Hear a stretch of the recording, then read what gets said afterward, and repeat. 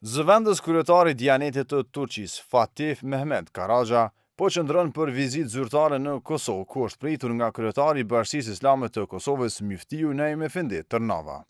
Në takimin e zhvilluar në selinë e Bashkisë Islame të Kosovës, Muftiu Tërnava dhe zëvendës kryetari i Dianetit nënshkruan marrëveshje partneriteti për menaxhimin e qendrës së trajnimeve për edukim, trajnim dhe avancim profesional.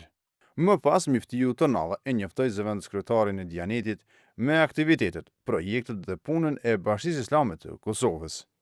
Me këtë rast, Muftiu Tërnava shprehu mirënjohjen e tij për mbështetjen e vazhdueshme që Dianeti i Turqisë dhe organizatat e tjera turke i kanë dhënë Bashkisë Islame të Kosovës në realizimin e projekteve të ndryshme.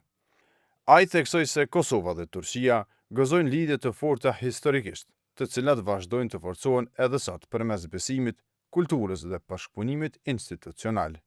Muftiu Tërnava përmendi edhe projektin madhor të ndërtimit të xhamisë qendrore në Prishtinë, duke e cilësuar atë si një simbol të partneritetit të fuqishëm ndërmjet Kosovës dhe Turqisë.